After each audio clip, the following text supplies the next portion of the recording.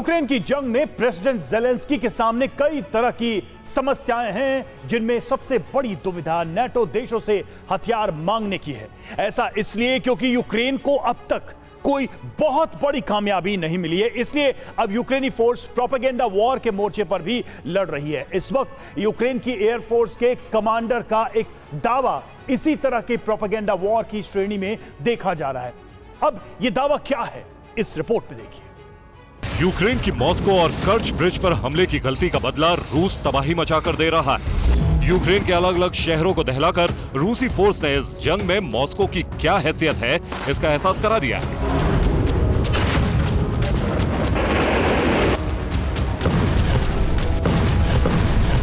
लेकिन इतना सब होने के बावजूद जंग में यूक्रेन की तरफ हो रही दावेदारी कम नहीं हो रही।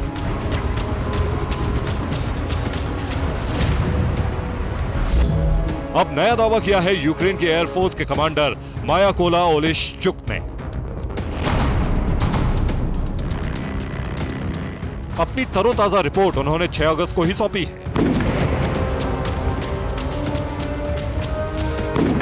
जिसमें यह बताने की कोशिश की गई है कि इस जंग में भले ही यूक्रेन के पास संसाधन कम है, लेकिन अब तक बढ़त कीव के पाले में ही दर्ज है। उनके शब्दों में इस रिपोर्ट को सुने तो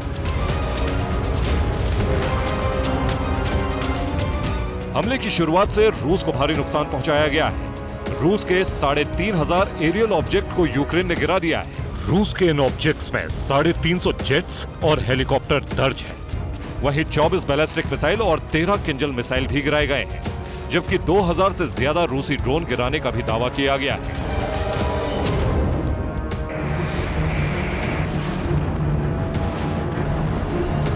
दरअसल यूक्रेन के वायुसेना दिवस मनाने से पहले ये रिपोर्ट डिफेंस मिनिस्ट्री को सौंपी गई है, जिसके बाद औपचारिक रूप से रूस से वायुसेना दिवस मनाया गया और 3,200 से ज्यादा वायुसेना के जवानों को पुरस्कार से सम्मानित भी किया गया।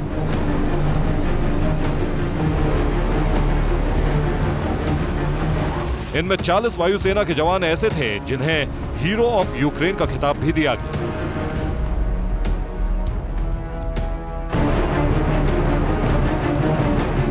लेकिन सवाल यह है कि क्या यूक्रेन एयरफोर्स की रिपोर्ट ही जंग की सच्चाई है, या फिर यह महज यूक्रेन का वॉर प्रोपेगेंडा है?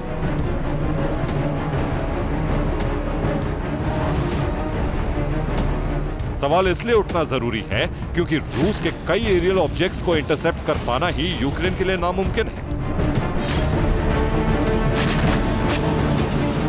दरअसल यूक्रेन की एयरफोर्स ने किंजल मिसाइल गिराने का दावा किया है, लेकिन रूस की किंजल मिसाइल हाइपरसोनिक गति से उड़ान भरती है और हाइपरसोनिक स्पीड को इंटरसेप्ट करने का कोई साधन यूक्रेन के पास मौजूद नहीं है। नाटो और अमेरिका के डिफेंस सिस्टम भी किंजल को नहीं गिरा सकते।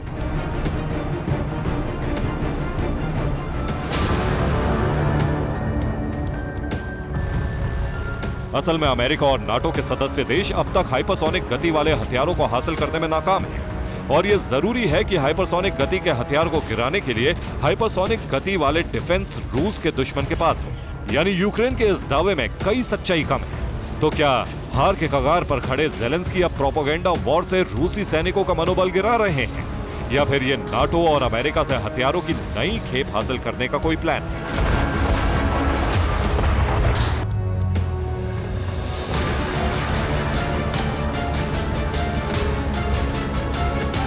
यूक्रेनी डिफेंस मिनिस्ट्री की रिपोर्ट के मुताबिक अब तक जंग में 2,49,700 रूसी जवान मारे गए हैं।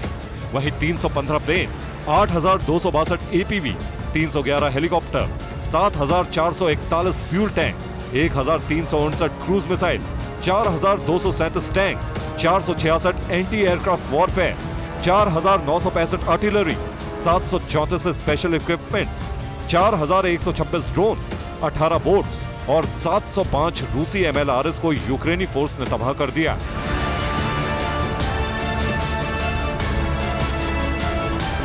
अब हो सकता है कि इस रिपोर्ट में सच्चाई हो, लेकिन अब तक जंग में कोई बड़ी कामयाबी हासिल ना कर पाने वाले ज़ेलेंस्की को यह दिखाना जरूरी है कि रूस को भारी नुकसान पहुंचाया गया है।